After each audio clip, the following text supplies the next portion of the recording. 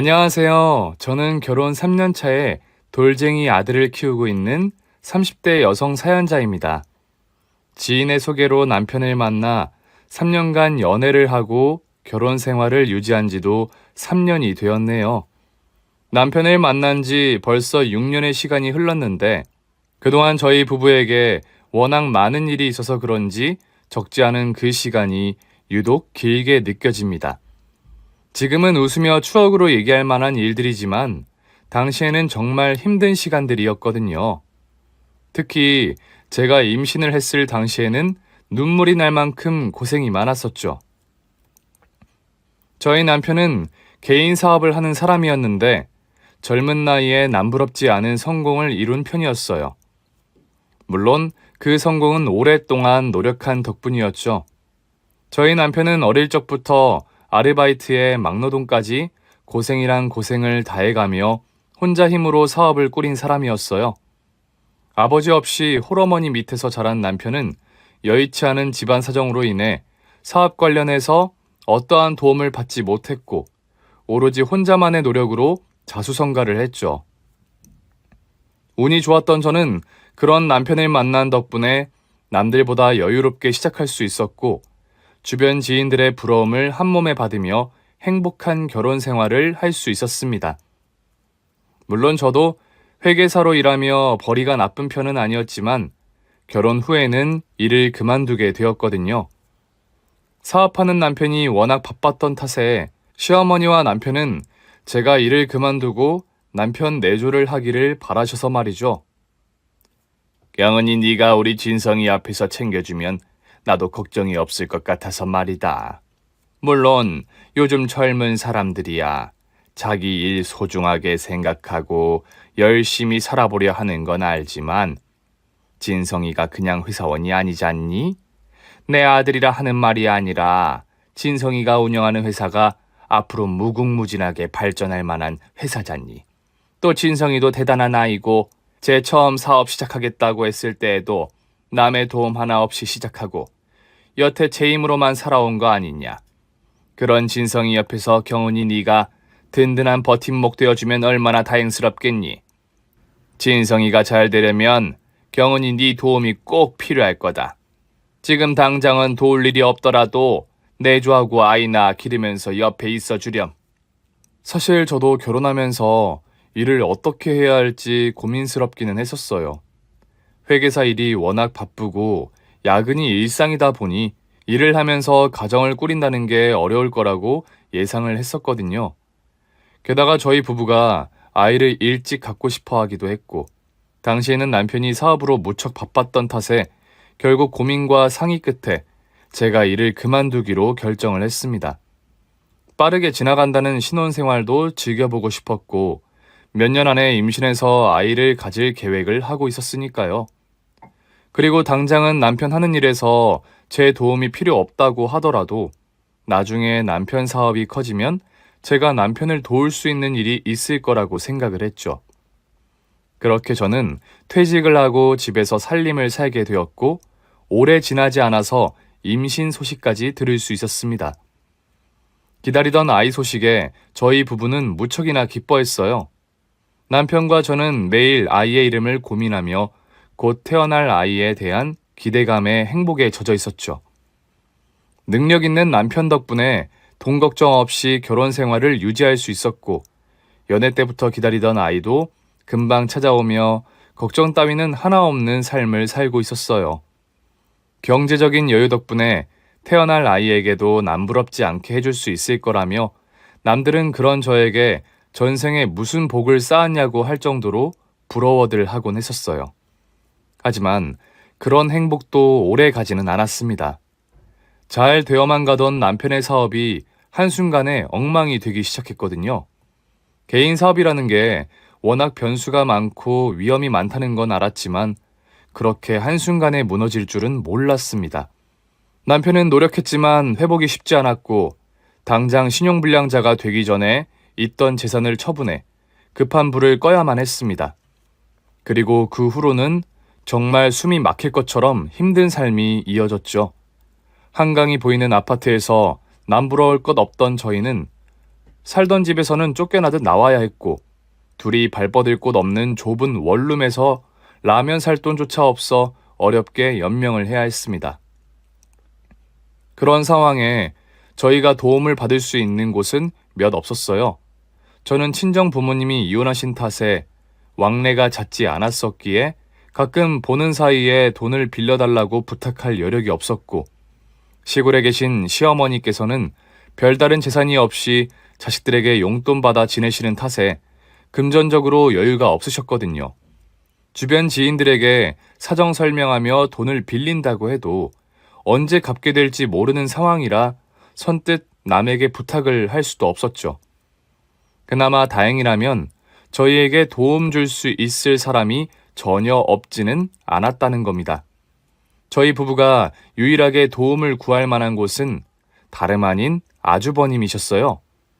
공부머리는 없었지만 사업머리가 좋아 대학 진학 대신 아르바이트부터 시작해서 일찍이 사업을 시작했던 저희 남편과 달리 아주버님은 시어머니의 자랑이었던 만큼 머리가 좋은 분이셨습니다. 그 시절 그 작은 시골 마을에서 동네에 모르는 사람이 없을 정도로 공부를 잘했던 탓에 어려서부터 전교 1등을 놓치지 않으셨다고 하시더라고요. 그렇게 공부를 잘하셨던 아주버님은 의대에 진학하셨고 같은 의대에서 지금의 형님을 만나게 되셔서 가정을 꾸리셨죠. 그 후로 두 분 다 전문의가 되셨고 아직 아이는 없지만 사이 좋으신 의사 부부이셨습니다. 두 분이 전공이 다른 탓에 아주버님은 대학병원에 계시고 형님은 몇 년 전 따로 개인 병원을 개원해 운영하고 계셔서 두 분 모두 무척이나 바쁘신 분들이셨어요. 저희보다 몇 년 일찍 결혼을 하셨는데 제가 결혼한 후에도 두 분이 워낙 바쁘셔서 저희 부부와 왕래가 잦은 편은 아니었었죠. 하지만 자주 보지 못했음에도 두 형제 사이는 꽤 좋은 편이었습니다. 보통 한 살 터울 형제들은 많이들 싸운다는데 두 사람은 어릴 적에도 다툰 적이 없었다고 하더라고요. 시아버지께서 일찍이 돌아가신 탓에 두 형제가 싸우지 않고 서로 의지하며 자라온 탓이었죠. 세월이 흐르면서 두 형제가 각자의 길을 가며 바쁜 생활로 자주 만나지는 못했지만 그럼에도 형제 사이는 여전히 좋았고 남편은 아주버님을 무척 믿고 따르는 편이었어요. 그래서 가장 힘든 순간에도 남편은 형 생각이 먼저 들었겠죠. 더군다나 아주버님 댁이 의사 부부이시니 보통 사람들보다는 여유가 있으셔서 도움을 주실 수 있지 않을까 싶었고요. 남편 성격에 자기 형에게라도 아쉬운 소리 하는 사람은 아니었지만 그때 당시 저희 사정이 당장 급했기 때문에 어쩔 수가 없었습니다. 그래서 저와 남편은 아주버님과 형님을 찾아가 도움을 구할 수밖에 없었어요. 형, 나도 형한테 이런 부탁하게 된 거 정말 미안하게 생각해. 근데 우리도 지금 사정이 너무 여의치 않아서 내가 달리 형 말고 도움 구할 곳이 없더라고. 아무래도 경은이도 임신 중이고 그래서 말이야. 그래서 말인데 혹시 나 좀 도와줄 수 있을까? 너 갑자기 사무실 정리하고 집까지 처분했다 그래서 놀라기는 했었는데 어머니한테는 별일 없는 것처럼 말했잖아. 정말 그 정도로 어려운 상황인 거야? 어떻게 말을 할 수 있겠어. 아들이 사업하다 망해서 거리에 나앉게 생겼다고. 어쩌다 보니 이렇게 됐네. 그럼 지금은 어디서 지내고 있어? 그냥 작은 원룸 하나 얻었어. 가지고 있던 짐은 거의 다 처분했고 지금 수중에 한 푼도 없어서 말이야. 뭐? 그러면 진작 나를 찾아왔어야지. 재수 씨도 홀몸 아닌데 어쩌자고 혼자 끙끙거렸어? 이제라도 잘 찾아왔다. 내가 도와야지 당연히. 형이 돈 마련해 볼 테니까 걱정하지 마라. 아주버님께서는 누구보다 저를 걱정하시면서 당연하게도 도와주시려고 하셨어요. 저희가 원룸에서 지내는 것도 안타까우시다며 아파트 전세까지 말씀을 꺼내시더라고요.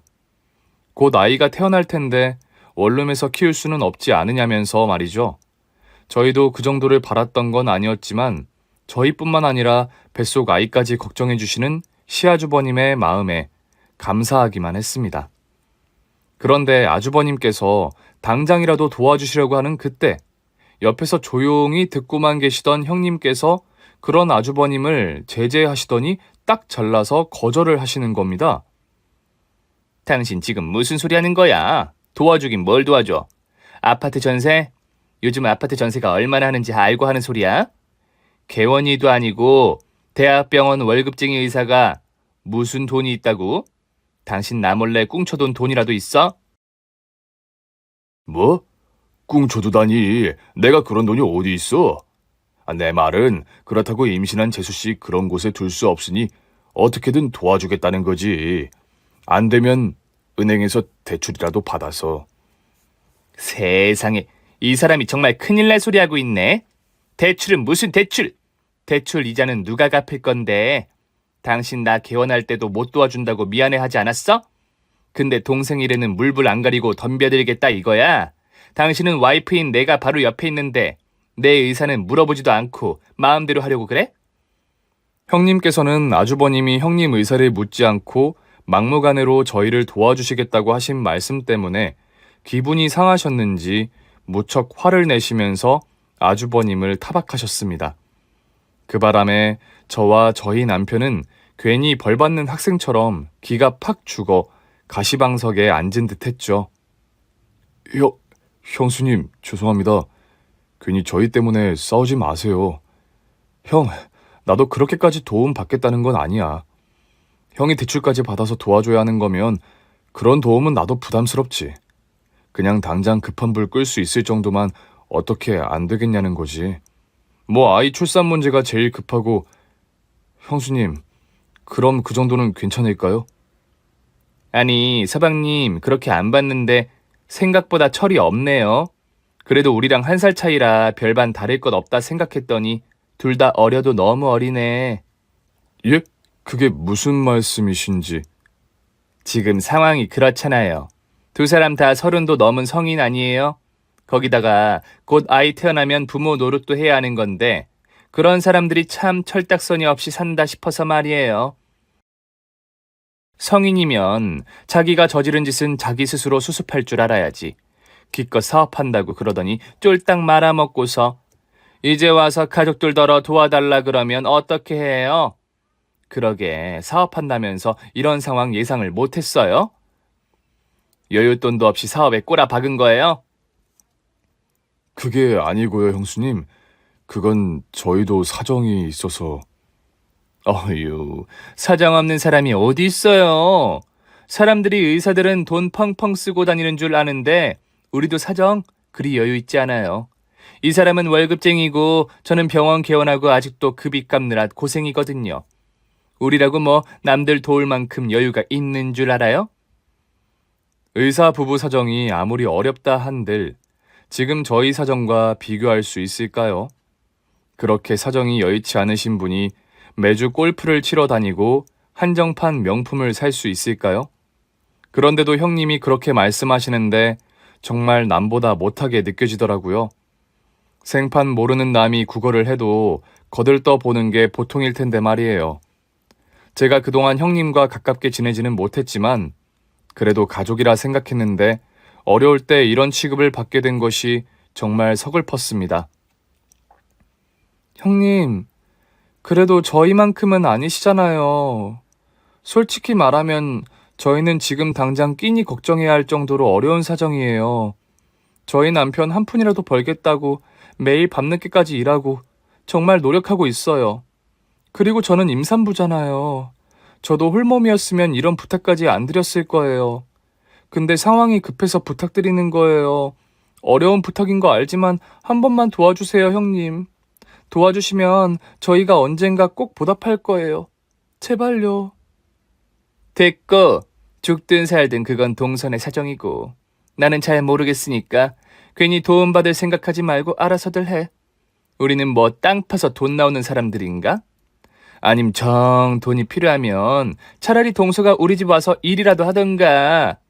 안 그래도 우리 집 일해주던 아줌마가 그만둬서 사람 구하는 참이었는데 동서 결혼하고서 살림 살았으니 청소 정도는 잘할 거 아니야.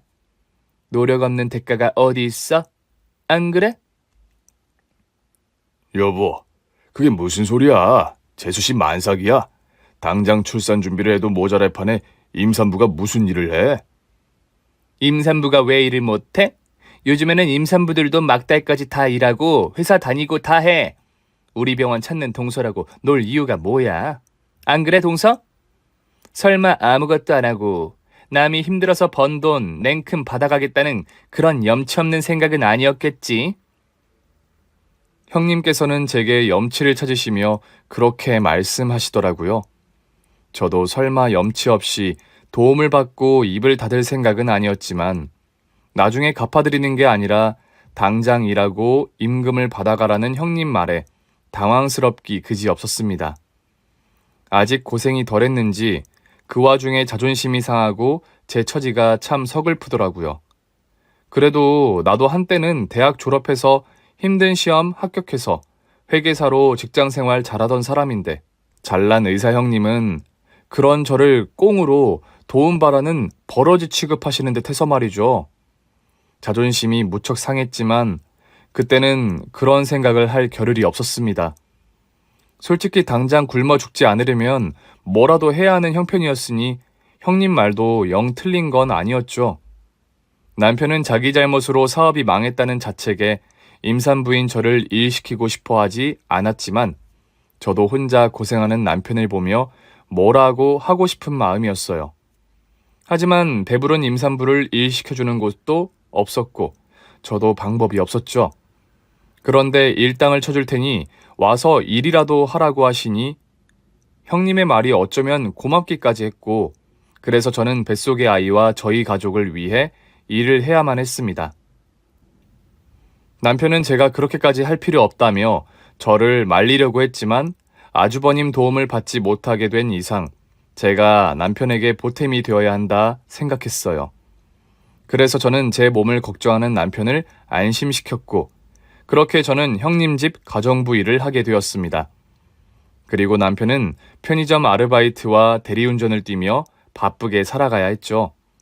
남편은 저를 고생시키는 게 미안한 건지 그 후로 더 바쁘게 지냈습니다. 새벽까지 일을 하고 고생을 하느라 제가 남편을 보지 못하고 잠드는 일도 잦았어요. 그리고 아침 일찍 나가는 바람에 제대로 얼굴도 볼 수 없었죠. 그렇게 남편은 남편대로 저는 저대로 힘든 그 상황을 견뎌내 보려 노력하고 있었습니다. 하지만 형님 댁 가정부 일을 하는 건 정말 쉽지 않았어요. 그나마 형님이 가족이라고 저를 배려해 주시지 않을까 기대를 했더니 오히려 더 혹독하게 저를 부려먹으려 하시더라고요. 마치 처음부터 작정을 한 것처럼 말이에요. 사실 맞벌이하는 부부 살림에 신경 쓸 게 뭐 얼마나 많겠나요. 두 분 다 바쁘셔서 식사는 밖에서 하시고 집에서 잠만 주무시다 보니 집안에 먼지 쌓일 틈도 없었을 텐데요. 그래서 크게 힘든 일은 없을 거라 생각했더니 형님께서 일부러 나서서 일을 만들어 주시더라고요. 첫날 제가 그 집에 가서 처음 한 일은 집안에 있는 커튼들을 걷어 빨래하는 일이었습니다. 심지어 세탁기에도 들어가지 않아서 욕조에 물 받아놓고 빨래하라고 시키더라고요. 요즘 세상에 세탁기가 없는 것도 아니고 세탁소가 없는 것도 아닌데 직접 빨라고 하시니 기가 막혔지만 돈 받고 일하러 간 입장이다 보니 싫다는 소리를 할 수도 없었어요. 그렇게 저는 부른 배를 부여잡고 하루 종일 욕조 안에서 커튼을 밟아 빨아야 했죠. 그리고 그 다음 날은 이불 빨래, 그 후에는 타일줄 눈에 낀 물때 청소를 시키고 집안 그릇을 죄다 꺼내 다시 닦으라고 하는 둥 굳이 해야 할 필요 없는 살림들을 일부러 만들어서 저를 부려먹더라고요. 제가 가정부 일을 해본 적은 없지만 설마 진짜 가정부에게 그렇게까지 했을 것 같지는 않았죠. 그런데도 만삭 임산부인 저를 괴롭히고 싶으신 건지 형님은 참 모질게도 저를 부리셨습니다. 그래도 나름 가족이라며 기대를 했었는데 이건 가족이 아니라 남이어도 너무하다 싶었어요. 심지어 그렇게 임산부를 부려먹는 형님은 사실 산부인과 의사였거든요. 다른 사람도 아니고 산부인과 의사인데 어떻게 임산부인 제게 그러나 놀라우시겠죠. 병원에서 매일 저 같은 환자들을 볼 텐데도 임산부에 대한 배려가 없는 형님은 매일 집에 돌아와 저를 붙잡고 자기 스트레스까지 쏟아놓곤 하셨어요. 저도 그 전까지는 형님과 친하지 않아서 잘 몰랐지만 형님은 의사로서 의무나 신념이 있으신 분이 아니었습니다. 의사로서 환자들을 걱정하는 게 아니라 그저 돈벌이 수단으로 바라보며 자기 병원을 찾아온 환자들을 무척 귀찮아 하더라고요. 아, 진짜 스트레스 받아 죽겠네. 나를 의사로 생각하는 건지 지들 친구로 생각하는 건지 초음파 보러 왔으면 할 거나 하고 갈 것이지 무슨 말이 그렇게 많아? 다들 이거 먹어도 되냐 저거도 먹어도 되냐 아주 난리들이야. 지들이 처먹고 싶으면 먹는 거지 나더러 어쩌라고. 내가 먹지 말라고 하면 안 먹을 거야? 의사가 지 보호자인 줄 아나. 다들 왜 그렇게 사람 귀찮게 구는지 모르겠네. 그러게요. 형님이 하루 종일 환자분들에게 시달리느라 힘드셨나 보네요. 많이 피곤하시겠어요. 얼른 쉬세요, 형님. 아니, 나 진짜 궁금해서 그러는데, 동서, 같은 임산부로서 어떻게 생각해? 임산부들은 대체 왜 그렇게 지 밖에 모르고 이기적일까? 임신한 게 무슨 유세 피울 만한 거라고 온갖 불쌍한 척을 다 하는 건지 진짜 호르몬 때문이야 뭐야. 그런 인간들 보면 나는 정말 애 갖기 싫어진다. 임산부 입장에는 아무래도 힘들고 걱정이 되어서 그렇겠죠. 너무 화내지 마세요, 형님. 어머, 동서 지금 나한테 뭐라고 하는 거야? 지금 동서가 감히 나를 가르치는 거야? 예? 제가 형님을 가르치다니요? 그게 무슨 말씀이세요? 지금 동서 말하는 꼬라지가 그렇잖아. 걱정이 되어서 그렇겠죠? 너무 화내지 마세요. 이제는 나더러 동서 눈치까지 보라 이거야 뭐야. 동서가 나한테 그런 소리 하면 안 되는 거지. 정신 차려 동서. 동서 지금 나한테 돈 받고 일하는 거야. 근데 내 눈치도 안 보고 하고 싶은 말 다 하는 거야? 그런 소리 할 여유 있으면 청소나 잘해놓지. 집안 꼴이 이게 뭐야. 제 딴에는 그런 형님 비위 맞춰보겠다며 너무 스트레스 받지 마시라고 말을 꺼냈던 건데 형님께서는 제 주제에 똑똑한 형님을 가르치려고 든다며 화를 내시는 겁니다. 그렇다고 입 다물고 있는 것도 좋은 방법은 아니었어요. 어차피 욕먹을 거면 아예 말을 말자 싶어서 입을 다물고 있으면 또 자기 말을 무시하느냐며 소리를 지르고 난리를 피웠거든요. 그러니까 정말 제가 뭘 잘못해서 짜증을 냈던 게 아니라 그냥 무슨 핑계를 들어서라도 저한테 화를 내고 싶었던 거죠. 형님은 그런 식으로 병원에서 받은 스트레스를 제게 풀었고 저는 가뜩이나 힘든 몸으로 정신까지 힘들게 버텨야 했습니다. 그런데 그날따라 유독 몸 상태가 힘이 드는 겁니다. 자꾸 현기증이 나서 제대로 청소를 할 수도 없을 지경이었어요. 사실 그날 제가 돈이 없어서 이틀 넘게 굶고 있었거든요. 일 나간 남편은 바쁘게 일을 하고 다니는 상황이라 제 끼니를 신경 쓰지 못했고 매번 밥 잘 챙겨 먹으라고 전화를 했지만 뭘 먹고 싶어도 수중에 돈 한 푼이 없더라고요. 하지만 저는 그 사실을 남편에게 말할 수 없었습니다. 남편도 월급날이 되지 않아 돈이 없을 텐데 걱정을 끼칠 수가 없었으니까요. 그래서 그때 저는 어쩔 수 없이 이틀째 빈속이었습니다. 태어날 아이를 생각하면 뭐라도 챙겨 먹어야 맞지만 하필이면 공과금을 내느라 돈이 똑 떨어져서 어쩔 수가 없었네요. 그러다 보니 굶었던 저는 현기증이 날 정도로 힘들었고 화장실 청소를 하다가 그만 쓰러질 뻔까지 하고 말았습니다. 아직 청소를 반도 못했는데 이러다가는 일도 제대로 못하겠다 싶었던 저는 이대로는 안 되겠다 싶어서 형님 댁 주방에 있는 과자와 빵을 조금 먹었어요. 주인도 없는 집에서 허락도 안 받고 먹어 죄송하지만 그때는 너무 허기가 져서 다른 생각을 할 겨를도 없었죠. 그렇게 주섬주섬 먹고 보니 그제서야 형님 생각이 들더라고요. 뭐라도 꼬투리를 잡으려고 안달하시는 형님 성격에 좋은 소리는 못 듣겠다 싶었지만 겨우 빵 몇 개 가지고 그렇게 할까라는 생각했습니다. 뭐 정 화를 내시면 제 월급에서 깎으시라고 할 참이었죠. 그래서 저는 별 생각 없이 부른 배로 나머지 청소를 하고 집 정리를 하고 있었습니다. 빵 몇 개를 먹기는 했지만 영양 부족 상태가 오래되어서 그런지 몸이 너무 힘들었거든요. 그래서 저는 그날 형님께 검사만 받고 일찍 집으로 돌아갈 생각이었습니다. 하지만 저는 집으로 무사히 돌아갈 수 없었어요. 뭐야, 내가 여기 위에 올려놨었는데. 동서, 혹시 동서 식탁에 있던 빵 먹었어? 아, 그거요, 형님. 아까 말씀드리려고 그랬는데 제가 그새 깜빡했지 뭐예요. 네, 그거 제가 먹었어요. 아까 너무 허기가 져서 어지럽지 뭐예요. 허락받고 먹어야 하는 건데 급해서 먼저 먹어버렸네요. 죄송해요, 형님. 뭐? 그거 진짜 동서가 먹었어? 그래놓고 입을 싹 닫고 있었다는 거야? 그게 아니고요, 형님. 이게 미쳤나? 남의 물건에 손을 대놓고 뻔뻔하게 가만히 있었어? 거지 같은 게 어디 남의 물건에 손을 대? 형님, 고작 빵 몇 개 가지고 왜 이렇게까지 화를 내세요? 고작이라니. 우리 집에 있는 물건은 전부 내 물건이야. 내가 내 힘으로 피땀 흘려 번 돈으로 산 거라고.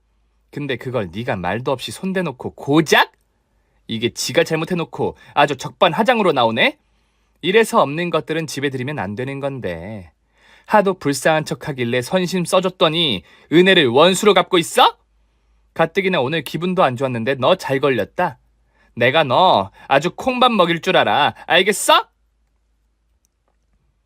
고작 빵 몇 개 가지고 사람을 도둑으로 몰면서 노발대발 하는데 도통 말이 통하지 않더라고요. 대체 뭐가 그렇게 화가 나서 그렇게까지 화를 내는지 저는 그런 형님이 무섭고 당황스러웠습니다. 그래서 형님을 진정시켜 보려 죄송하다고 여러 번 말했지만 이미 형님 귀에는 들리지 않는 듯 했죠. 그런데 형님은 제게 콩밥을 먹이겠다며 경찰을 불렀고 그 바람에 놀란 저는 곧장 남편에게 문자를 했습니다. 내가 빵 몇 개 먹은 것 가지고 형님이 너무 흥분을 하셨으니 좀 도와달라고 말이에요. 웬만하면 남편에게 걱정 안 시키려던 저도 그날은 어쩔 수가 없었네요. 그 사이 경찰들이 집으로 찾아왔고 형님은 그 경찰들 앞에 저를 떨미며 제 손에 수갑을 채우려 하셨습니다. 여기요. 여기 도둑년 있어요. 얘 좀 잡아가세요. 누가 상황 설명 좀 해주시겠어요? 피해보신 게 정확히 어떤 거죠? 빵이요.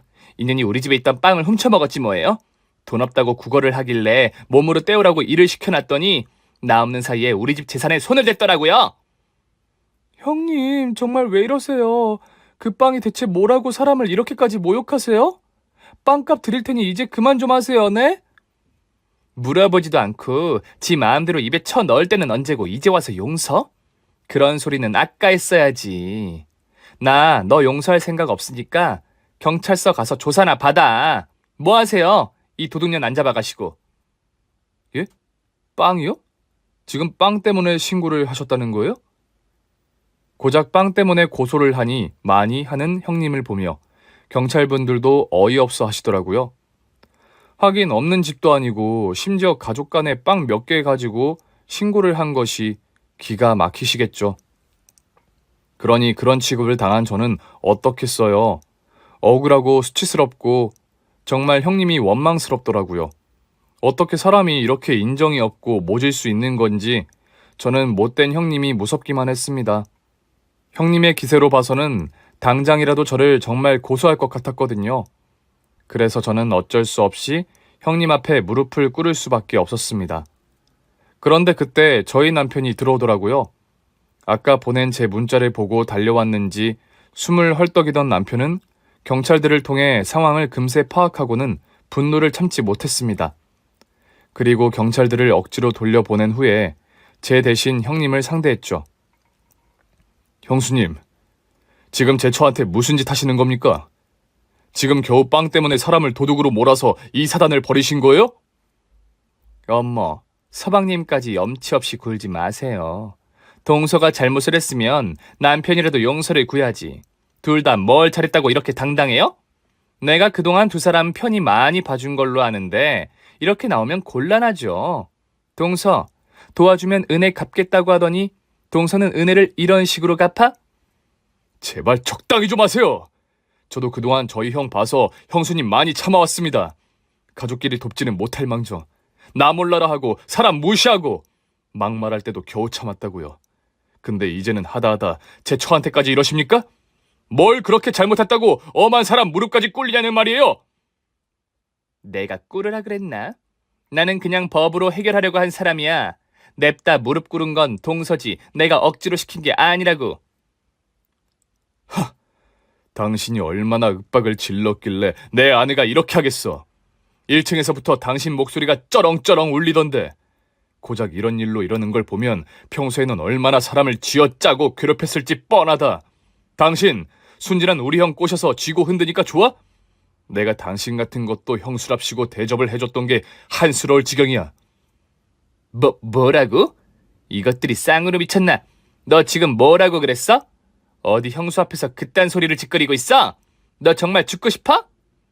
그런데 그 순간 잔뜩 화가 난 남편이 형님 뺨을 때려버렸고 180cm가 훌쩍 넘는 저희 남편에게 뺨을 맞은 형님은 바닥으로 주저앉아 버리셨습니다. 솔직히 맞고 나가 떨어진 형님이 불쌍하지는 않았지만 혹시나 남편에게 무슨 일이 생길까 걱정되었던 저는 남편을 애써 말릴 수밖에 없었어요. 겨우 뺨 한 대 가지고 콩밥 먹일 일은 없겠지만 지금 저희 상황에 고소라도 당하면 합의금 구하기도 어려울 테니까요. 뭐 하는 짓이야? 감히 내 몸에 손을 대? 니들이 이러고도 무사할 줄 알아? 내가 니들 가만 안 둘 거야. 내가 너 고소할 거야.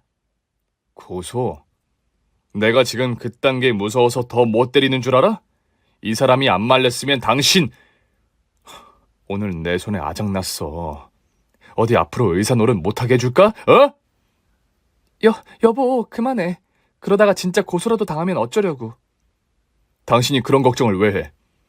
그럼 당신한테 이런 짓 한 여자를 내가 그냥 두라는 말이야? 어차피 이 정도로 큰일 없어. 합의금 정도 주면 그만이지.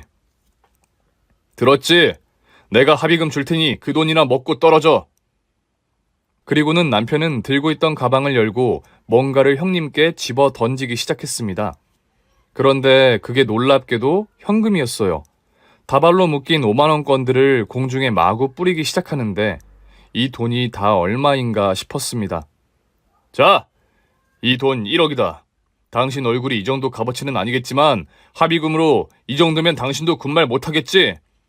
그럼 나는 합의금도 다 줬고 그동안 빚 다 갚았으니까 앞으로 다시는 엮이지 말자. 알겠어? 그리고는 남편은 저를 데리고 택시를 타더니 비싼 레스토랑으로 향했습니다.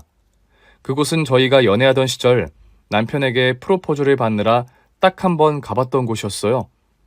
워낙 비싼 곳이라 남편이 돈을 잘 벌 때도 선뜻 가기 어려웠던 곳이었죠. 그리고 남편은 메뉴판을 펴보지도 않고 그곳에서 가장 비싼 음식들을 주문하더라고요. 여기 가격이나 종류 상관없이 무조건 넉넉하게 차려주세요. 임산부이니까 원 없이 먹을 수 있도록요. 남는 거 신경 쓰지 말고 넉넉하게. 아까 형님께 집어던진 1억이며 제일 비싼 호텔 레스토랑까지 저는 그 상황이 도통 이해되지 않았습니다. 당장 돈 한 푼이 없어서 남의 집 빵 주워 먹었다가 이 사단이 났는데 남편이 무슨 돈이 있다고 이러는 건가 겁이 덜컥 나더라고요. 여보, 지금 뭐 하는 거야? 여기 엄청 비싼 곳이잖아. 대체 어쩌려고 그래? 돈은 있으니까 걱정하지 말고 먹어. 당신 전에 여기 음식 맛있다고 좋아했었잖아. 다시 데려와 준다고 해놓고 여태 못 왔네. 오랜만에 데려와서 미안해. 그러니까 그동안 못 먹은 만큼 오늘 원 없이 먹어. 여보, 우리 돈 없잖아. 그리고 아까 그 1억은 대체 뭐야? 어디서 로또라도 된 거야? 그건 아니지만 나쁜 일은 아니니까 걱정하지 말고 당신은 밥부터 먹어. 당신 그동안 잘 먹고 있다고 거짓말한 거지? 그러니까 지금은 밥부터 먹자. 저는 불안해서 밥도 제대로 못 먹겠는데 남편은 자꾸 괜찮다며 제 입으로 음식들을 넣어주는 겁니다. 음식은 이미 나왔으니 물을 수도 없고 결국 저는 걱정되고 궁금한 마음을 삼키며 음식들을 모두 비웠죠. 음식들이 너무나 많아서 절대 다 못 먹을 거라 생각했는데 그동안 못 먹은 서러움이 컸던지 순식간에 비워지더라고요. 그리고 저는 식사를 다 끝내고 나서야 남편의 이야기를 들을 수 있었습니다. 그동안 내가 집에도 잘 못 들어오고 바빴잖아. 그게 사실 이 일 때문이었어.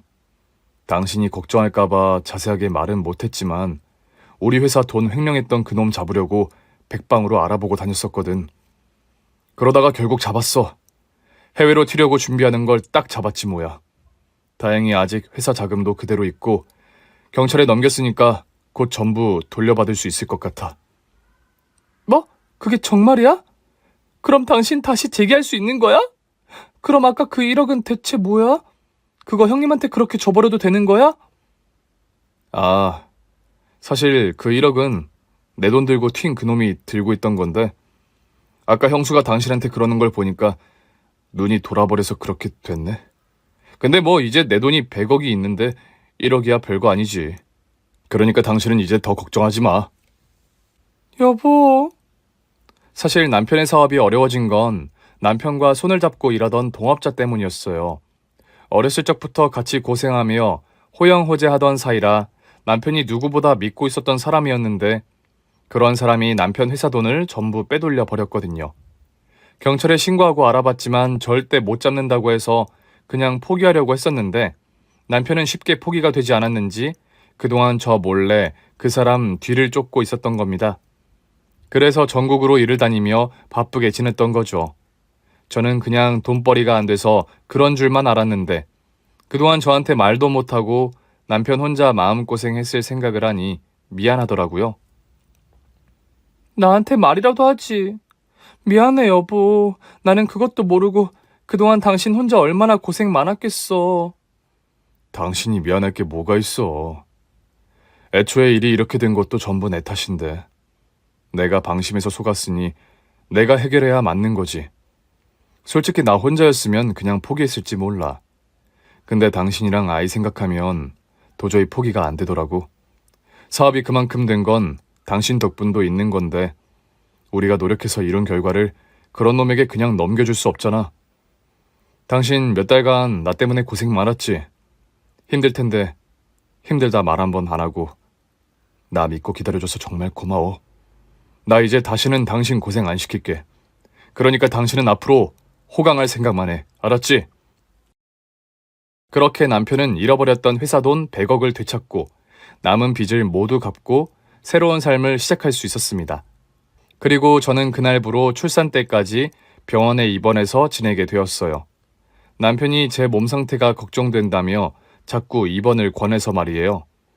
저는 크게 아픈 데도 없었고 건강한 체질인 것 같아서 남편이 유난이라 생각해 그냥 집에서 지내겠다고 말했는데 막상 병원에 가보니 제 상태가 생각보다 많이 안 좋았더라고요. 제 상태가 많이 안 좋은가요? 임신 중이시라 자세한 검사를 더 하지 못하지만 지금 전체적으로 기력이 많이 떨어지시고 혈압도 안 좋은 상태이시네요. 스트레스 수치도 너무 높고요. 보통 임신 중에 야근을 해도 이 정도로 힘들어 하시지는 않으시는데 대체 무슨 일을 하신 거예요? 제가 사정이 있어서 가정부 일을 좀 하게 되었거든. 아니, 임산부를 가정부로 쓰는 사람이 있나요? 거기서 대체 일을 얼마나 하신 거예요? 글쎄요. 아침부터 가서 저녁까지 10시간씩은 했으니까 많이 하기는 했나요? 이것저것 고생을 하기는 했는데 정말 그 정도로 안 좋은가요? 예? 하루 10시간이요? 그 10시간을 하루 종일 일을 하셨다는 거예요? 예, 시키시는 일이 워낙 많아서 쉴 수가 없었거든요. 세상에, 도대체 누가 임신부한테 그런 일을 시키는 거래요? 그 사람 대체 누구예요?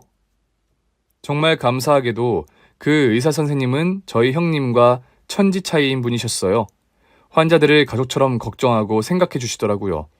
저를 친동생처럼 걱정하시며 제 대신 화를 내주시는데 저도 모르게 저희 형님 얘기를 하게 되었습니다. 그동안 형님에게 얼마나 구박을 당하고 고생을 해야 했는지 말이에요. 같은 의사인데도 어쩜 그렇게 다른 건지 형님이 산부인과 의사라는 이야기도 했죠. 그러자 제 이야기를 들으신 의사 선생님이 까무라치게 놀라시며 저희 형님 이름을 물으시더라고요. 그런데 세상에 그 의사 선생님이 형님의 대학 선배이셨던 겁니다. 세상에, 환자분, 그렇게 괴롭힌 그 못된 의사가 은수였다니. 세상이 좁다더니 정말 그러네요. 혹시라도 저희 형님한테는 제 얘기하지 말아주세요. 저도 제 얼굴에 침 뱉기 같기도 하고 앞으로 형님과 엮이고 싶지 않아서요. 아무튼 이제는 형님한테 당할 일 없으니 다행인 거죠. 그래요. 환자분은 앞으로 아무 걱정하지 마시고 출산일까지 회복만 잘하시면 됩니다. 걱정하지 마세요. 아셨죠? 그렇게 저는 출산날까지 병원에서 호의호식하며 시간을 보냈습니다. 의사 선생님이나 남편이나 제가 어떻게 될까 싶어 꼼짝을 못하게 하시니 저는 누워서 먹고 마시며 호강을 하게 되었네요. 덕분에 한 달도 안 되는 사이 그동안 고생해서 빠졌던 살이 금방 다시 찌더라고요. 그리고 저는 다행히도 건강한 몸으로 무사히 출산을 할 수 있게 되었습니다. 그리고 얼마 후 저는 형님 병원에 문제가 생겼다는 이야기를 건너 듣게 되었어요. 알고 보니 저를 맡아주신 그 의사 선생님께서 환자들에게 갑질하는 형님을 안 좋게 보시고 그런 형님의 만행들을 소문내 주셨던 거죠. 이미 형님을 안 좋게 보고 있던 선배들이 많았는지 소문은 순식간에 퍼져나갔습니다. 거기다 환자인지 간호사인지 모를 누군가가 익명으로 인터넷 게시판에 형님을 저격하는 글을 올렸더라고요. 그 바람에 동네 맘카페에서 형님네 병원이 알려지며 불매가 시작되었던 거죠. 그래도 모르는 사람들은 병원을 찾아올 테니 병원이 쉽게 망할 일은 없을 거라 생각했는데 결국 형님이 제 무덤을 파셨습니다. 저한테 화풀이를 못해서 환자들한테 성질을 냈던 건지 산모들에게 인신공격을 했다는 형님에 대한 고발 글들이 올라오고 방송국 취재까지 시작되면서 결국 병원은 쫄딱 망해 폐업 신청을 하게 되었습니다. 그리고 그제서야 형편이 어려워진 형님께서 저를 찾아오셨더라고요. 동서, 내 얘기는 대충 들었지? 나 지금 병원 문제로 소송이며 뭐며 골치 아픈 상황이야. 그러게요. 그 얘기는 저도 들었어요, 형님. 그러게 성질 좀 죽이시지 왜 그렇게까지 일을 키우셨어요? 지금 불난 집에 부채질해? 그게 왜 내 탓이야? 미개한 그것들 탓이지. 아무튼 나 병원 폐업하고 남은 돈이 없어. 병원 다시 개원하려면 당장 돈이 급한데 서방님 회사 다시 잘 된다고 하니 정말 다행이지 뭐야?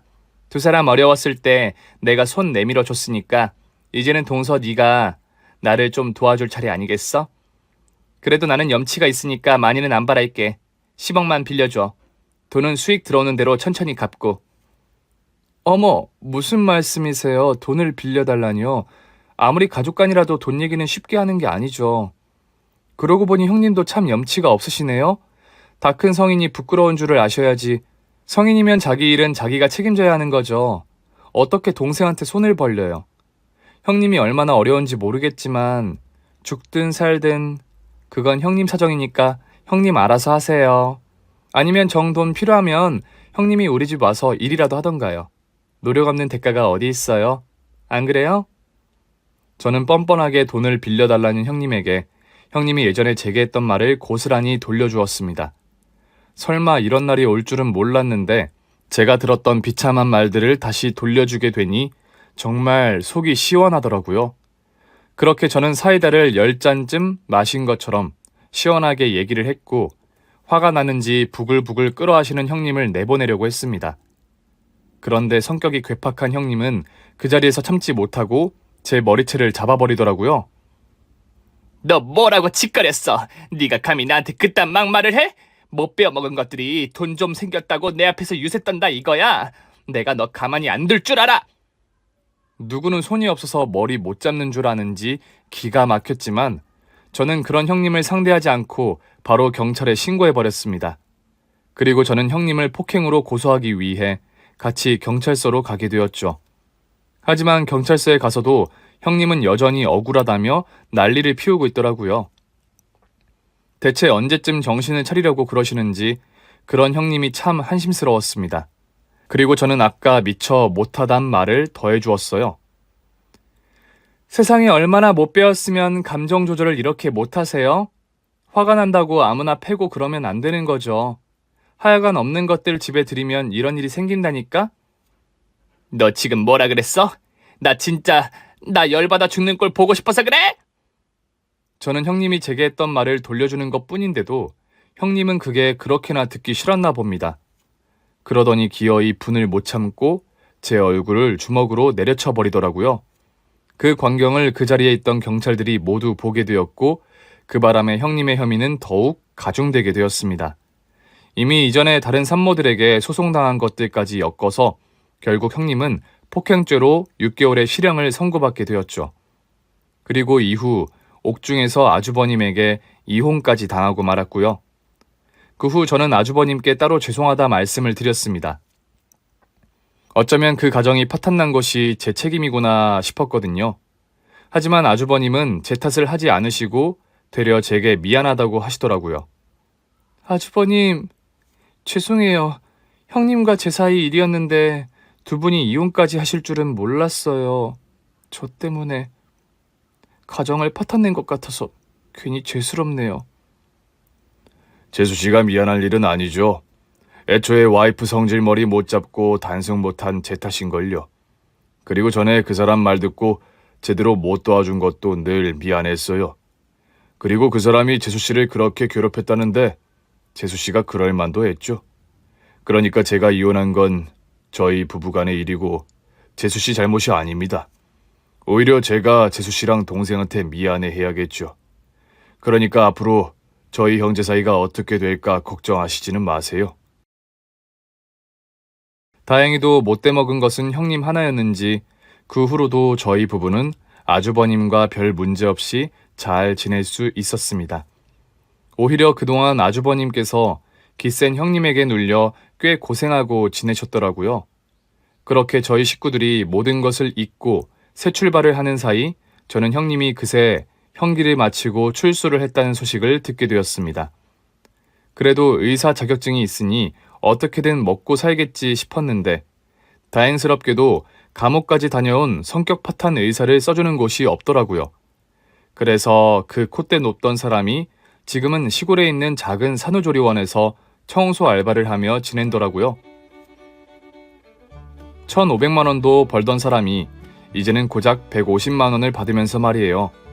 그러니 앞으로도 그 여자가 괜히 불쌍한 산모들에게 갑질하는 일은 없을 것 같습니다. 사람이 쉽게 변하지는 않겠지만 직접 청소를 하고 고생을 하면서 제가 얼마나 힘들었을지 좀 알았으면 좋겠네요. 그럼 저는 앞으로 저희 가족들을 아끼고 사랑하며 잘 살겠습니다. 감사합니다. 오늘 준비한 사연은 여기까지입니다. 재미있게 들으셨다면 구독과 좋아요, 알림 설정까지 눌러주세요. 그럼 저는 다음 사연으로 찾아뵐게요. 오늘도 건강하고 행복하세요.